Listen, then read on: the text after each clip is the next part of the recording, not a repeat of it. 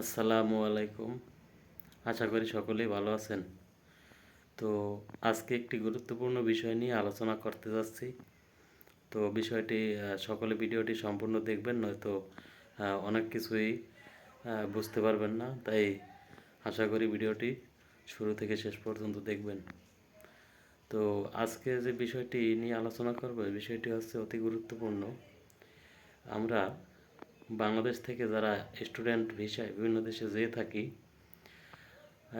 বাংলাদেশ থেকে অনেক জল্পনা কল্পনার পরেও আমরা ভিসা পেলেও এক পর্যায়ে আমরা ঠিকই ইউরোপের অথবা সিনজেনভুক্ত যে কোনো একটি দেশে আমরা যাই স্টুডেন্ট ভিসায়। তো সেখানে যাওয়ার পূর্বে আমাদের লক্ষ্য যেটা থাকে যে আমরা সেখানের সিটিজেনশিপ নিব অথবা নাগরিকত্ব নেব। তো অনেকেরই বাস্তব জীবনের গল্প বা হিস্টোরি থেকে জানা যায় যে অনেক ইউরোপের অনেক কান্ট্রিতে আপনার নাগরিকত্ব পাওয়া খুবই কঠিন। আপনি স্টুডেন্ট ভিসায় যাওয়ার পরেও দেখা যায় নাগরিকত্ব তারা দেয় না, এবং তাদের যে পলিসি সে পলিসিগুলো পূরণ করা অসম্ভব। তো বর্তমানে অনেকেই স্টুডেন্ট ভিসায় যারা জার্মান, তারপর কানাডা, বিভিন্ন রাষ্ট্রে রয়েছেন বাংলাদেশ থেকে, তো তারা বিভিন্ন সমস্যার সম্মুখীন হয় বা শর্তাবলী পূরণ করতে না পেরে সেখান থেকে অন্য দেশে পাড়ি দেয়।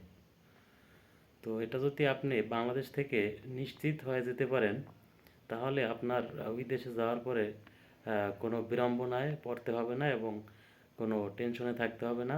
তো আপনি বাংলাদেশ থেকে খুব ভালোভাবে জেনে নিয়ে তারপরে একটি দেশের উদ্দেশ্যে যাবেন। তো আমি সম্প্রতি আমার এক আত্মীয়র মাধ্যমে জানতে পারলাম যে তার হাজব্যান্ড গিয়েছিল নেদারল্যান্ড স্টুডেন্ট বিষয়ে।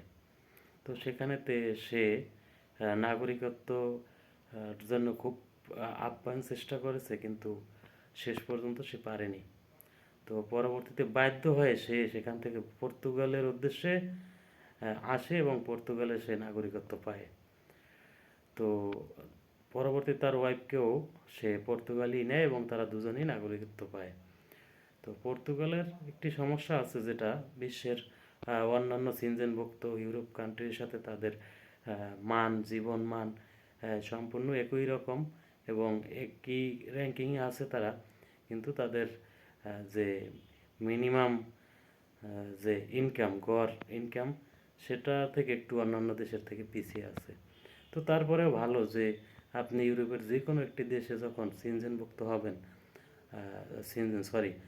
নাগরিকত্ব পাবেন, তো তারপরে আপনি সিটিজেনশিপ, তারপরে আপনি যে কোনো ইউরোপের যে কোনো দেশে যেতে পারবেন, তাতে কোনো বাধা থাকবে না। তো আমাদের তাহলে প্রথম প্রয়োজন হলো যে আমরা কোন দেশে গেলে আমরা সিটিজেনশিপ অথবা নাগরিকত্ব পাবো খুব সহজ শর্তাবলীর মধ্য দিয়ে। তো আশা করি ভালো থাকবেন। ভিডিওটি ভালো লেগে থাকলে অবশ্যই চ্যানেলটি সাবস্ক্রাইব করবেন এবং ভিডিওটি লাইক ও কমেন্ট করতে ভুলবেন না। মন্তব্যের কলমে আপনার যা জানার প্রয়োজন অবশ্যই জানাবেন। ধন্যবাদ সকলকে।